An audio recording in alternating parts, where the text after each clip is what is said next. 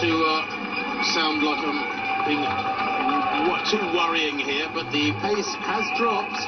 The last 4 kilometres, 22k was at 2:52, 23k, listen, at 2:55. That's outside world record schedule. The 24k at 2:54, that's outside world record schedule. And 25k, 2:53. So right on, smack on.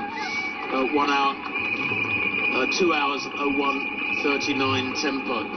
So maybe it was because the pacemakers were pulling out and tiring, and there was a sort of reset in this little lead group. But there has been a distinct slowing over the last 3 kilometres, just 2 or 3 seconds per kilometre. When you think we were seeing 2:47s and 2:48s and 2:49s, to drop to 2:55 and 2:54 is substantial. It is. Let's not forget, and let's reiterate again, Kipchoge has been here multiple times before. Eliud behind him has not. This is uncharted territory for him. Kipchoge is exactly where he wants to be. Now then, 2017, Guy Adola, who many people had never heard of, came up on the shoulder of Kipchoge, and we had a thrilling battle, which eventually Kipchoge won. Are we going to see something similar in the latter stages today?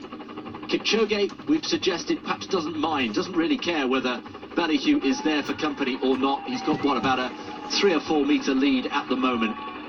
But Kipchoge is never more dangerous than in the latter stages of the race. We still have over 15, 16 kilometres to go. But Kipchoge is looking purposeful. He knows, he can probably feel in his bones, Tim, that this could be his date with destiny today. The 25th of September 2022 could be a day he'll never forget. I think having Andamlak Bellehu here, the 23-year-old Ethiopian, tucked in behind him is exactly what Kipchoge needs now. This is always a tough section, this third quarter of a marathon.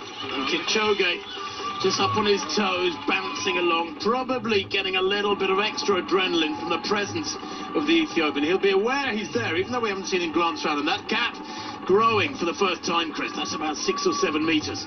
Turning the screw, as he loves to do, approaching 26 kilometres. These are relatively quiet, I say relatively quiet passes of the course, but we've still got decent support out on the streets. This is a course, of course, that Eliud Kipchoge knows so well, running here for the 5th time, looking to win for the 4th time and draw level with Haile Gebrselassie. This is a masterclass in concentration, in preparation, in fitness, and of course in natural ability. Kipchoge, by the way, is setting new standards every time he goes through a kilometre split. At 25k, 1:11:07.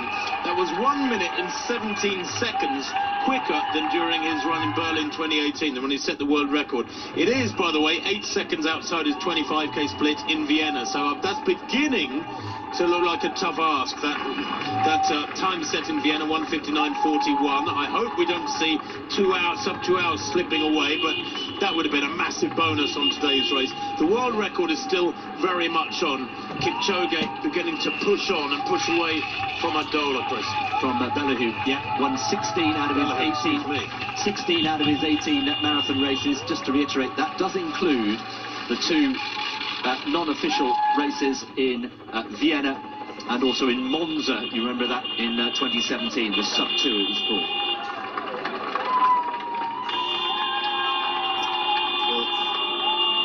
Bellehu may well be on here for something very special, because while he's letting Kipchoge, or he's having to let Kipchoge go, because he knows he's got, some 16 kilometres to go, he's still prodding strongly. It's not like he's folded. He hasn't thrown in the towel, so to speak. Aside from letting Kipchoge go, he's still moving well, is Bellehu, up on his toes, bouncing along. That's not as much of a bounce as Eliud Kipchoge. And many people would look at Kipchoge's biomechanics and say, he's bouncing around so much. The top of his head, look at the top of his head, the way it's bouncing around. Now, in the ideal world, and of course some bounce is unavoidable, in the ideal world, there's very, very little vertical movement of your centre of gravity. You keep it nice and fluid, and far be it for me to criticise the biomechanics of Eliud Kipchoge and the perfection of his stride. But maybe it's the footwear, maybe it's the shoes. He's bouncing along like he's only just come out of the blocks. He is. It looks effortless. We haven't seen him smile yet, which means he's probably not hurting just yet, but he will be hurting. Make no mistake. But this is what he's trained for. This is what he's prepared for over the years. A reminder, 37 years old. He's 38 in November. This is his 19th marathon, full marathon. Eliud on for a massive personal best. Guy Adola is a distant third at the moment, through 27 kilometres. And the women have gone through 23k, as we see that swing right there for Kipchoge, and he's moving away with every stride now. 2:56 last kilometre, so further evidence that things are slowing down a little bit. 2:56. Yeah, and that's the slowest of the race so far. 27k, 1:16.56. Meanwhile, it's a perfect 7 for Marcel Hug in the men's wheelchair race. 6 times Berlin winner, and now a 7th for the silver bullet. He's come through, and he really has made this event his own. 1:24.56 the winning time today. Congratulations to Marcel Hug, the world record holder. Winner here in Berlin for the 7th time. The loneliness of the long-distance runner, Eliud Kipchoge, in complete isolation now. The gap behind him is growing, there's no doubt about that, and Damlak Bellehu has been quite mighty, hanging on to the coattails of the Olympic champion, the world record holder, but he's had to let him go. Now there are about 15 kilometres to go. We shouldn't predict too much of what acts will unfold over this next 43, 44 minutes.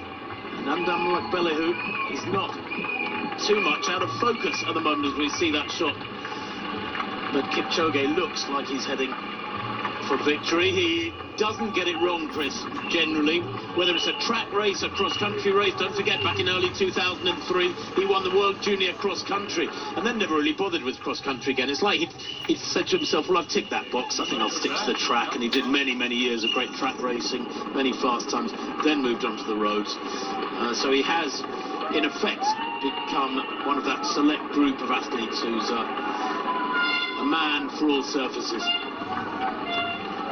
Yes, and in the debate about who's the greatest of all time in terms of the marathon, there's no contest. It quite simply is Eliud Kipchoge. But when you widen it into cross-country and track achievements, does Bekele shade it for you, or would you still put Kipchoge ahead? No, I think you have to say Bekele shades it because of the umpteen world cross-country titles, Olympic titles at 5,000 and 10,000, world titles galore, the second fastest man in history at the marathon. He has, he won his debut in Paris, ran a very, very quick time a few years back to Kenyan Bekele. On balance, yes, you have to say that because he's spread his skills, his talent across all the surfaces, and over so many years as well, his longevity quite remarkable too. Maybe Kipchoge has to doff his cap to Bekele. Should just also reflect that here in 2019, when Bekele came within 2 seconds of the world record, there is Klaus. Fist pumping again, he's done a fine job as Bottle Klaus, so well done. More nutrition, more fluid taken on by Kipchoge. Yeah, Bekele went through the first half in 60:48 here in 2019. That was ridiculously fast, and it wasn't a surprise to see him suffer in the latter stages of the race. Kipchoge then, on the streets of Berlin, cutting loose and out on his own. Bellehu in second place. There is Adola, now back in joint third place, and alongside him Bethel Yegon, who was the runner-up here last year. And Tim, if you look at the cadence, look at the speed these guys are running, and contrast that to the rate and the pace at which Eliud Kipchoge is running, it's like a different race. Totally different race, totally different tempo, and yes, the wheels have come off there. I think we can relatively safely say for Adola. Eliud Kipchoge lapping up the train.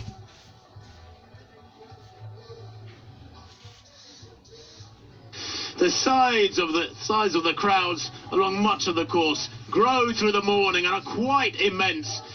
Fantastic running this from Ndamlak Bellew. This is perhaps the biggest shock of the day in many respects. A man who ran a personal best of 2:09 earlier on this year. Where did this come from, this performance from Bellew? Yes, he's got many kilometres to go yet, but he's holding together pretty well, Chris, whereas we've seen what the first half of the race, the tempo did to the defending champion Adola. It's destroyed him. It has indeed, yeah. It's a sad sight to see for Guy Adola.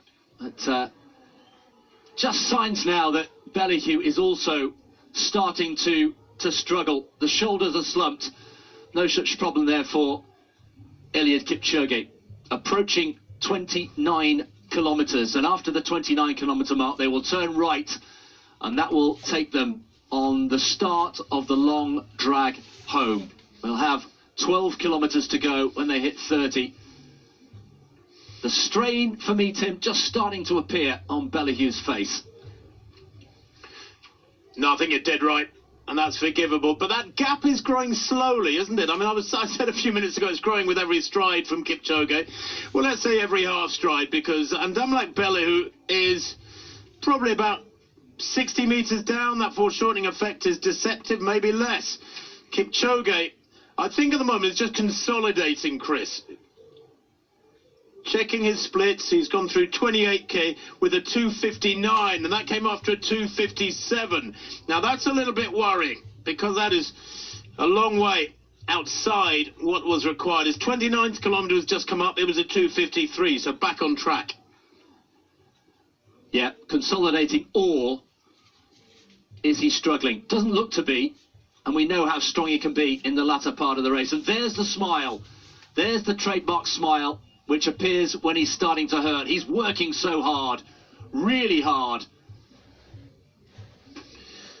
Well, his last 3 kilometres have been 2:57 through the 27th K, then a 2:59. That was a little bit worrying through 28k, and then 2:53 at 29k, exactly on schedule for his old world record. Now 30k is approaching, as you can see. It'll be in a couple of minutes' time.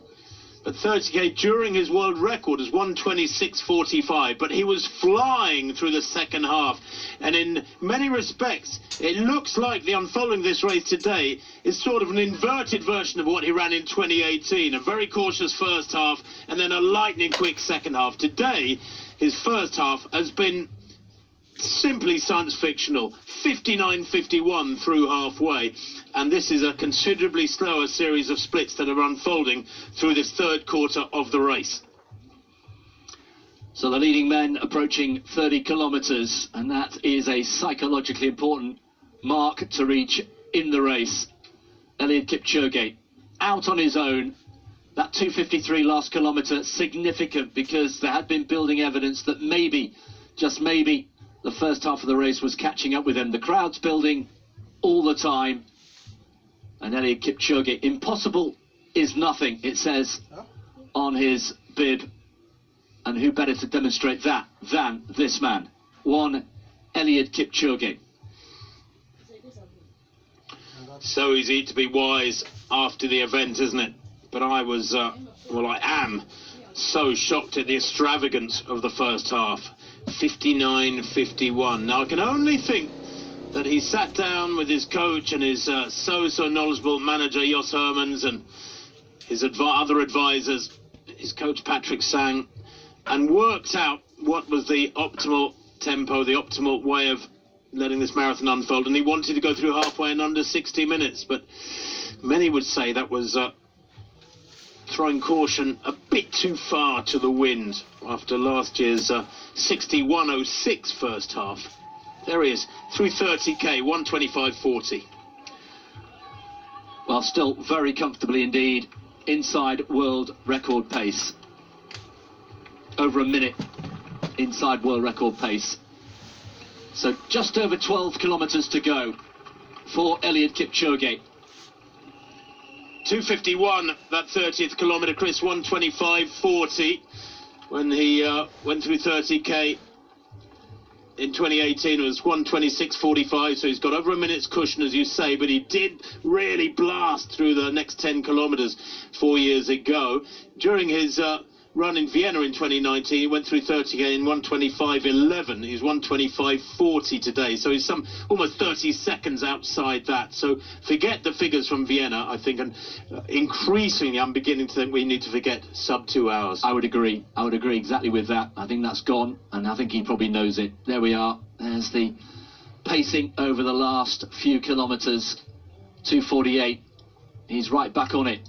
And we know how strong he can be and is in the last stages of the race. He will smell the opportunity there. He can visualise going through the Brandenburg Gate with less than 400 metres to go. He's got a little way yet, but he knows these streets so well. He's raced here on so many occasions. He's won every time he's raced here, bar one on his debut. So as we suspected, this is all about Kipchoge and the clock. Our little feature at the top suggested exactly that. The race, in terms of his opponents, has gone. He's broken the resolve of everybody. And now it's just this man out on his own, pounding the streets, the tarmac of Berlin. So the wheelchair women, in the last few minutes, we have a surprise result. Manuela Schär was the red-hot favourite, of course. It was a Swiss victory, but it was Catherine de Brunner coming home. That is quite a win for the Swiss. 1:36.47 on her debut. So well done to Catherine de Brunner. Well done to Eliud Kipchoge, too, for entertaining us in spectacular style. Kipchoge-esque style. Nobody else can do this. Nobody else has ever done this. He has never done this. He is in new territory. This is where he is now operating in the dark, so to speak. He learned much back in 2018 and Vienna in 2019, but he's in new territory. 4 women still shoulder to shoulder.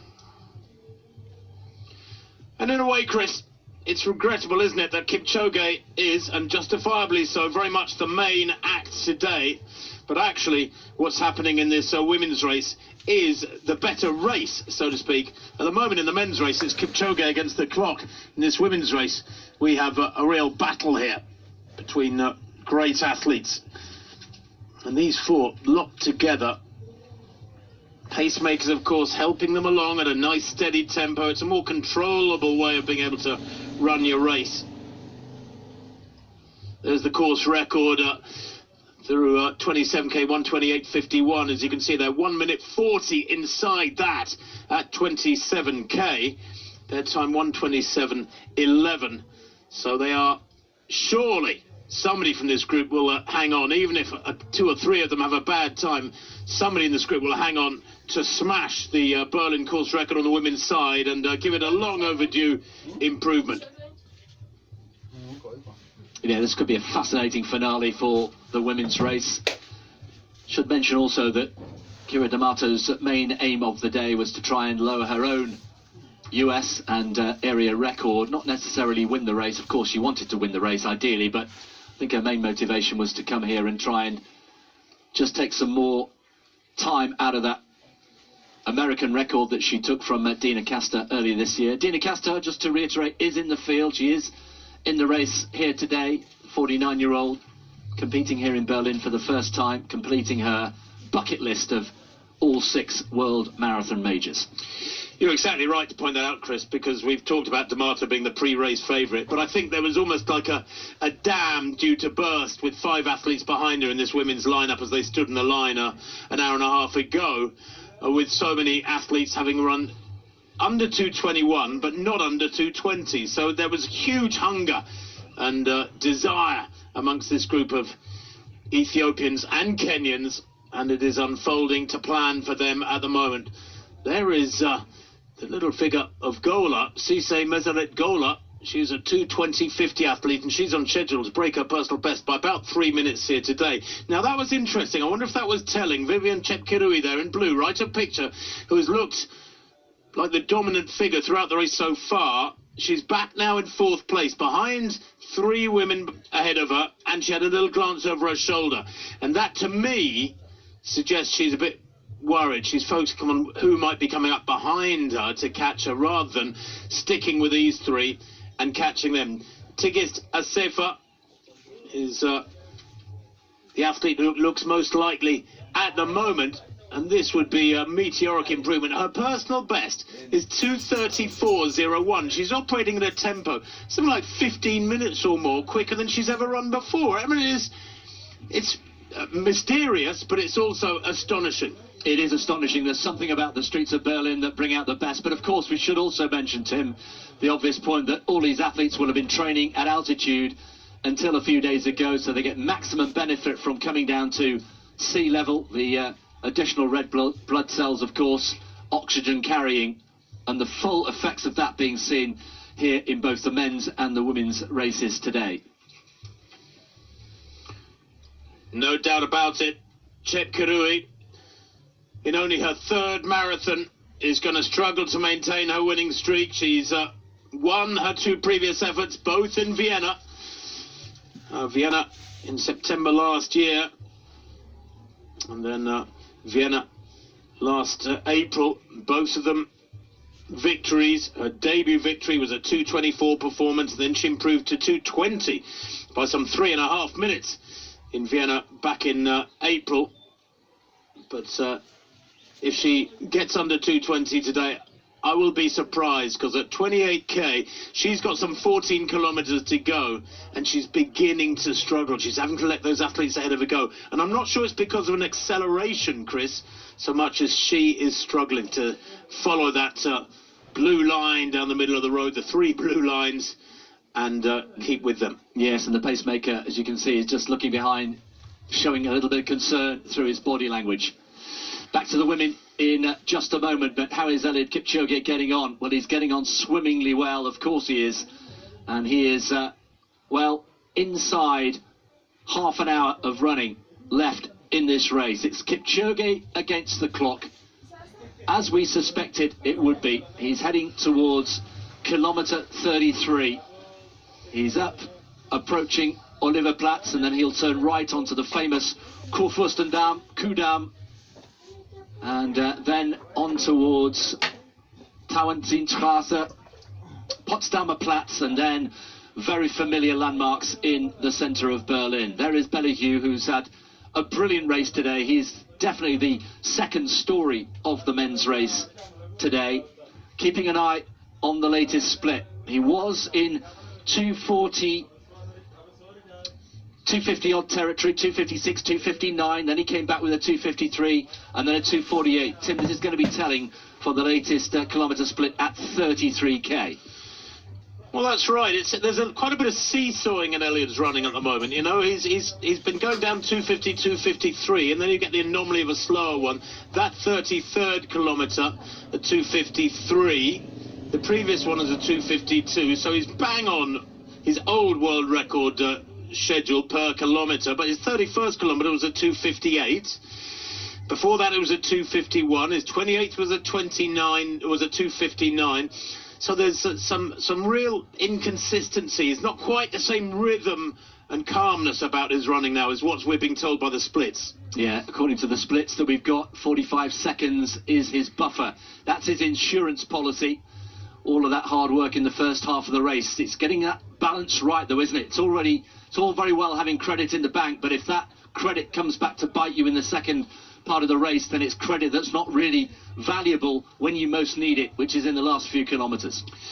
Well, he's got, 9 kilometres to go, almost exactly 9 kilometres to go. And, Chris, I sense that this next 12 to 15 minutes is absolutely critical. I think an athlete of Eliud Kipchoge's character, his psychological strength, once you're in the last 4 or 5k, he feels like he's in the finishing straight. You know, he's a fabulous 5,000 metre run on the track from years gone by. He will feel like he's sort of on the final lap of a mile race. He can raise his game and give everything. But this next 5K, 4 or 5K, through to sort of 37, 38K, is critical. If he can hang together, keep those splits down there around 253, 254, and not much slower, then the world record, or the tempo he's on, will give him a big world record. I mean, unless he really folds, the world record is on. There's no doubt about that. It's a case of now whether he can hang together this next 10 or 12 minutes and break the world record by a solid margin. Well, solid is the word, because he said, even if I break the world record by a single second, that is a massive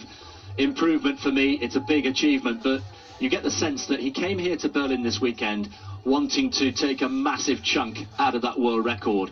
I think we can safely say that the sub-2 hour possibility has gone. It was on for the first half of the race. That has gone. It's now a question by how much Eliud Kipchoge will break the world record. He could still blow up, but he very rarely does. We've never seen it in a race in all his marathons that he's done in his career so far. There's always time for it to happen for the first time, but knowing what we know about Kipchoge, it's unlikely. Well, Chris, for those viewers who have joined us in the last few minutes, let me remind you that Eliud Kipchoge has gone through halfway today in 59.51 in the Berlin Marathon. That is 1 minute and 15 seconds quicker than 2018, when he broke the world record, his last appearance here in Berlin. And I think, having been overly cautious back in 2018, he may look back on today and go, with his team, we were a little bit under-cautious today. I'm trying to find the right word for it. Just a little bit too brave. Gung-ho, yeah. 59.51 at halfway, and now things are beginning slow. His second half is going to be considerably slower than his first. And like I said 10 minutes ago, there's an inverted version of 2018 unfolding today, and he hasn't got that balance quite right today. I think he'll want to come back and get that balance right, hit the nail on the head. Absolutely. So many different ways to win a marathon, and so many different ways to try and break the world record. It's the finishing time, of course, that matters most. Just to remind you, in 2018, his splits were 61.06 for the first half, and then 60.33 he came home in the second half. So a negative split. That is not going to happen today because, as Tim was explaining, of the aggressive nature of the first half. 59.51. It's going to be a slower second half. The question is, by how much? And by how much will he break the world record? Approaching 35 kilometres. That will give us yet more information. We've had that virtual world record line, which we've been able to bring you a couple of times from our helicopter, so thank you for that, for the extra dimension, just to feed into how this race is unfolding. He hasn't changed in demeanour at all. The shoulders still nice and high, still got those arms working. He is breaking out into an occasional smile, and once again, bang on cue, he does exactly that. It's when it's hurting. And this is almost masochistically, Tim, is when he loves, this is what he does, this is what he gets up at 5 o'clock in the morning for. Because it hurts. Of course it hurts, it's hard. Well, there is Andamlak Bellehu. He having to survive these last few kilometres. Probably the best way of describing it. He's surviving it very well after the continual pummeling handed out to him over the first 30k. He has survived incredibly well since. He's not moving anywhere near 250 per kilometre tempo, but he's moving at a pace that will see him break his personal best by many, many minutes. Hard to believe that he only ran 2:09 earlier on this year as a personal best, because for, well, about an hour and a half here, going on an hour and a half, he was running at a tempo some 10 minutes quicker than that. I mean, that is just a ridiculous statistic. Kipchoge looking good. He is looking very good. 1:41.12 was the split 4 years ago. He's over a minute inside his own world record pace at 35k. 7.2k to go. Eliud Kipchoge, the world record is still on. World record is on there, and let me tell you that at 30k in the women's race, the time 1:36.40, that was a 3:05 split. They're on schedule for 2:15.57. Their time is getting quicker. It's coming down in the women's race. The projected winning time, there has been an acceleration. That's why Vivian Chepkirui was dropping back. There has been an acceleration in that women's race. 3:08 and 3:05, their last 2 kilometres. There's an injection as well. I think there's an urgency now about Eliud Kipchoge. He can sense he's into the last 7 kilometres of this race. He's up on his toes. The cadence is good. The body language is excellent. He's just gone past the Memorial Church, the Kaiser Wilhelm Gedächtniskirche. Do you know, Chris, if I didn't know it better, I'd say you speak reasonable German. That's fantastic pronunciation. There it is, that iconic war-damaged church looming into view for Eliud, who is having the day of his life. And he'll be able to say, I was there with Eliud Kipchoge at halfway at 59.51. That's something to tell the grandchildren, regardless of where he ends up finishing this race today. Well, this astonishing performance from Kipchoge is pinging out around the planet.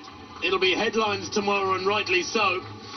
People in Australia are watching. Many Kipchoge fans down in Australasia loving the way this race is unrolling and loving this women's race and the way it's becoming a real race, as opposed to what is, quite frankly, a time trial in that men's contest. I say contest, the men's edition. It's Kipchoge against the clock. Here you can see the leading women are on 1:39.52 at 31k. The world record 1:39.29.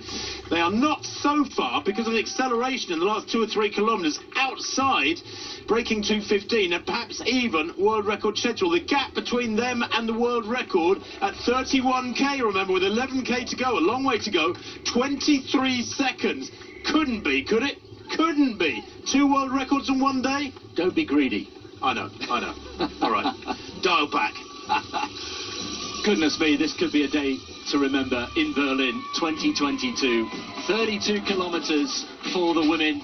Eliud Kipchoge well on his way to a world record, and that is some impressive injection of pace there from Asefa, leading that duo. Well, Asefa is a surprise package here today.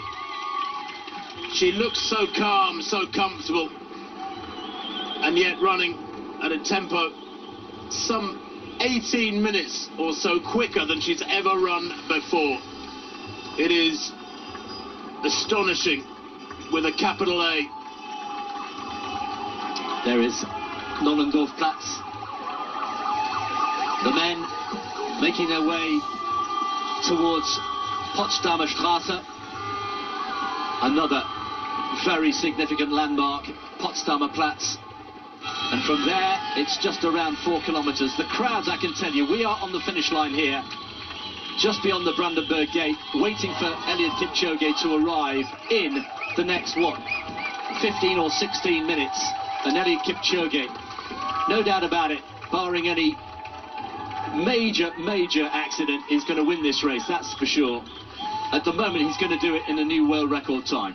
Well, Chris, his time at 35k, just to go over that again, a few minutes ago, 1:40.07.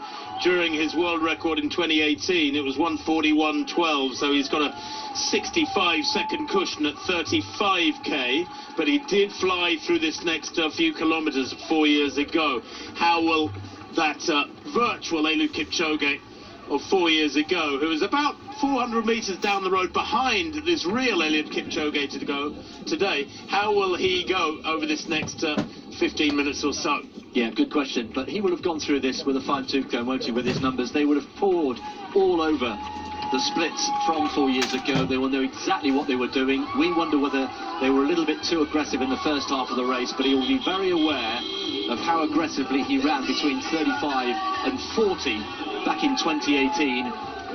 Just a little cough there, just blowing out a little bit, but so far so good. The WD-40 has been applied to all the joints. It's well oiled. and it's like a finely tuned engine just purring along like a top-of-the-range Bentley. Well, Chris, maybe a couple of flies getting in the carburettor or something, because that 36th kilometre was at 2:59. That is the equal slowest of the race so far. The last time he churned out a kilometre that slow was back at 28k, and he hasn't yet dipped below 3 minutes per kilometre. And it would be lovely to see him maintain that form right the way through to the end. At 36k, 6k to go. In fact, almost at 37k now, so about 5k to go. And that, I think, begins to get him over a sort of fulcrum of psychological, a 2:56 there for that 37th kilometre, a sort of psychological fulcrum of feeling he's home and dry. Now, I don't want to jinx him, but 5k to go for Eliud. That is the downhill home straight almost. He's got surely enough credit in the bank for this world record. He'd have to blow it alarmingly dramatically not to get this done, but he wants to squeeze out every last vital second. This is a world record he wants to put to bed for decades. He wants to put this world record out of sight. It's his own world record, remember. Nobody can live with this man, and hasn't done for many, many years. He is simply the best marathon runner we have ever seen on the men's side, no doubt about it. Meanwhile, still they come in the mass race.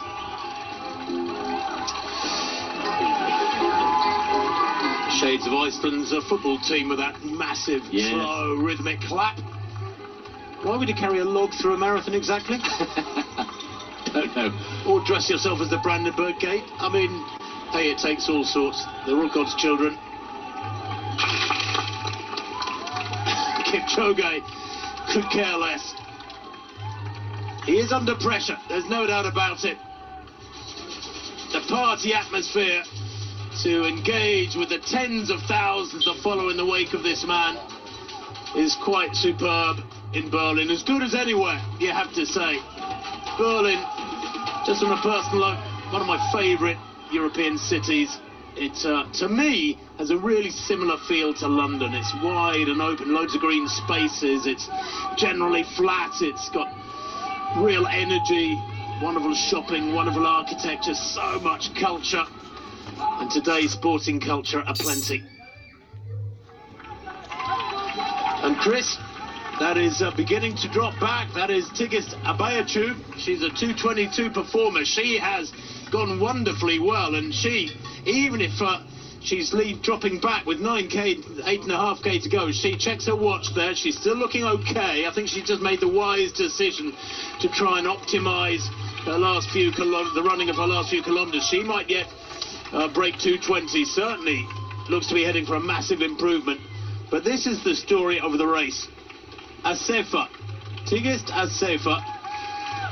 She is just 22 years old, 28 years old, never come anywhere near breaking 2:30 yet, and yet today looks to be heading for a long way under 2:20. Just a little look over the shoulder there, which is always very revealing. How is she feeling? So women approaching 34 kilometres. They have just over half an hour of running left in this race. This would be quite some story in the women's race. Well, she checks her watch. Looks very calm, doesn't she? And assured. And so often, I think, Western runners tend to overthink splits, overthink their race unfolding and looking at their clock all the time. Whereas I think so often the East African runners run with a more free-spirited demeanour. They throw caution to the wind and run to how they feel rather than by the clock. Assefa, yes, she is indeed 28 years old. This year she's run a series of quick 10Ks. She's won them all. Indeed, she's won a couple of big half marathons as well, most notably in Herzogenaurach back in April. She ran a fabulous 67:28 for a half marathon. So Assefa has all the credentials at 10K and a half marathon to make a massive impression at the marathon. Eliud Kipchoge, through Potsdamer Platz, now along Leipziger Straße, coincidentally where Tim and I have been staying for the last few days, running past our hotel. Many of the support staff for the marathon also staying there. We are now right back in the heart of Berlin, heading towards kilometre number 39. And Chris, word of caution, the 38th kilometre for Kipchoge. I feel a bit guilty, I think I jinxed him. 3:02, his 38th kilometre, the slowest of the race by 3 seconds. He's still heading for a world record, a big world record improvement, but his projected time at 38k, 2:01:05. His world record, remember, is 2:01:39.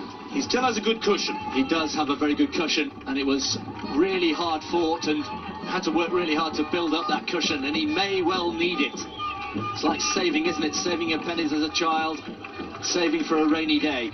No rain in Berlin today, but Kipchoge slowing up. Is that his first kilometre outside 3 minutes? It is. Yeah. It is. The first kilometre outside 3 minutes was the 38th. But 4 kilometres to go, less than 4 kilometres to go, 3.5 kilometres to go, 7 laps of a running track. About 7 or 8 laps of a running track, and Kipchoge will be home and dry. There he is. He's just gone through 39k. And as you said quite rightly, Chris, just passing our hotel on the right of picture, the Mall of Berlin. It's a rather a useful hotel if you like a bit of shopping. It's built into the same complex as an entire shopping centre. Kipchoge here needs to dig deep as never before. Under 10 minutes of running. I was going to say 37 years old. I suppose his most astonishing quality, Chris, in many ways, and what has enabled this fabulous streak of marathon wins, is his ability to stay uninjured, just to keep accumulating fitness, to build and build and build year on year. And that is the key for the majority of elite athletes. Most careers end because of injury. They don't end because of age, they end because of injury. And if you can avoid those injuries, of course you can keep going through your 30s, your mid-30s, into the years approaching 40, which is what this man has done. It's what Kenyan has done. It's what Haile Gebrselassie has done. How many more marathons, competitive marathons, do you think we'll see from this man?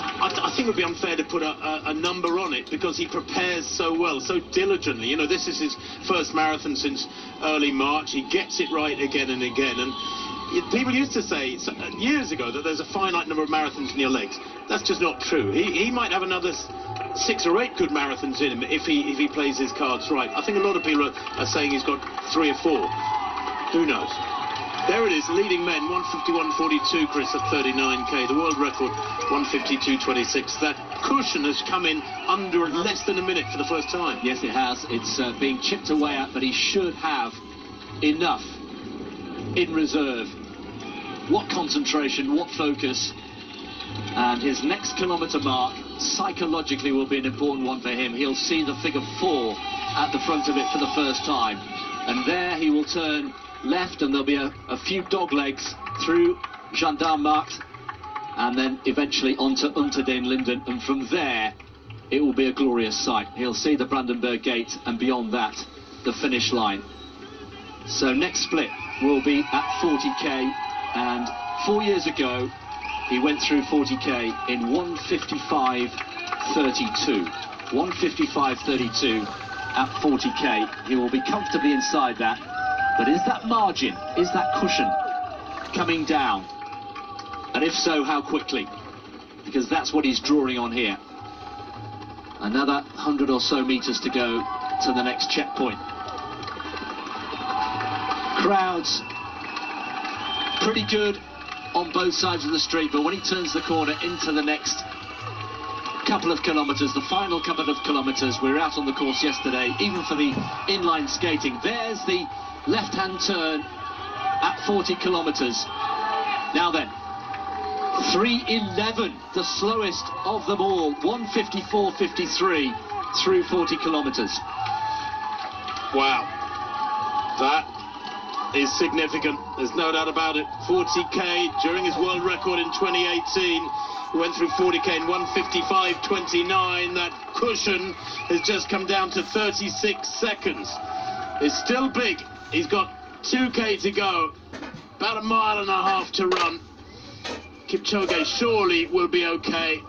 And Chris, I think the adrenaline has to be building in his system. I'm sure it takes quite something to get adrenaline building significantly in the Kipchoge bloodstream. But surely, when you're a mile from home, he can pump a little bit harder with those arms, bounce a little bit higher with those feet, and cover the ground a little bit quicker.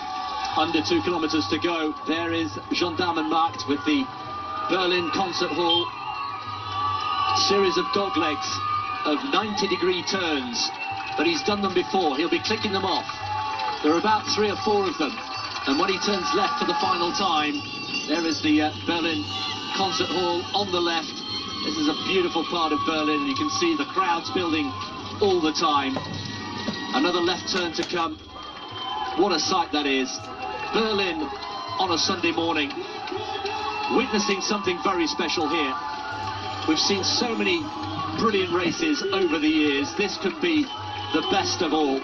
For a while we thought we might see the first ever sub-2-hour marathon in an official competitive race. That will not happen, but we are on for a world record. Fingers crossed, we're on for a world record. Very gradually, even though he still bounces well, he still has that beautifully symmetrical style.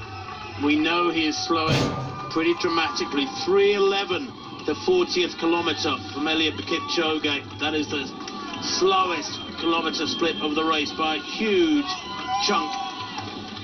And he's through 40k now. Well, the next K split will tell us for the last time where Eliud Kipchoge is. 3:02, 2 kilometres ago. 3:11 through to 40 kilometres. Will that be even slower going through 41 kilometres? He's got another 100 metres to go before we can give you that information. On the women's race, by the way, they are still projected to finish in under 2:16. 3:14, that 36 kilometre for the women. He's back on song. 2:53, an injection of pace. Goodness me, what a reaction that is. And that is the mark of a man who knows he's almost there. Another right turn into the final kilometre or so. He has almost exactly 1 kilometre to go in this race. Eliud Kipchoge smiling, of course he is. It's hurting, but he's on his way to an extraordinary performance here. This will be the best marathon we've ever seen in a competitive race, and the crowd's building all the time. And there is the hint of a smile there, Chris. You'll never know if it's a half smile, half grimace from Kipchoge as he negotiates this left-hand turn. I sense there is a slight upping of his game. I think he is now prepared to redline it and push hard through this next couple of minutes. Onto Unter den Linden, that most famous of roads. He'll have the Brandenburg Gate in his sights. The lime trees on Unter den Linden flanking either side, and there it is for the first time. There is the Brandenburg Gate. That's the target, and beyond there it's less than 400 metres to go. What a moment this is for Eliud Kipchoge. Let's keep an eye on the clock. We will tick round to 2 hours exactly. There's a reminder of the world record as it stands. 2:01:39. It's not a question of whether Eliud Kipchoge will break the record, Tim. It's a question of by how much. Well, when he broke the world record 4 years ago, Chris, it was the biggest marathon world record advance in over 50 years. You have to go back to Derek Clayton to find such a big improvement. 1:18, he took off Kimeto's world record. He's going to take another big chunk of his own world record here today. It'll be 15 out of 17 victories for Kipchoge. One more little dogleg to negotiate. The crowd's going crazy. There is the Brandenburg Gate, and the sunshine has come out in Berlin. We are witnessing something very special indeed here. He goes through the arches in just outside, it will be 2 hours. 2:01:39 is the target. He's going to smash the world record under the famous arches of the Brandenburg Gate, built in 1791. And from here, 352 metres to go. Less than 60 seconds of running. It's less than a lap of the track. All those early starts, all those endurance runs, the tempo runs, the sacrifices that he's made have all come down to this. His wife and children are watching back home in Kenya. The crowds are going crazy. It's history unfolding here on the streets of Berlin in the sunshine. The double Olympic champion is the greatest marathon runner we have ever seen in the history of the event. He's going to get inside the world record. It won't be by a minute, but it will be an appreciable chunk. He has done it again. This is superhuman. This is road running from a different planet here in Berlin in 2022. Eliud Kipchoge smiles for the last time. Let's keep an eye on the clock, just outside 2:01. Eliud Kipchoge is a history maker in Berlin. Yet again, he has done it. The world record has gone, and now he can celebrate. And that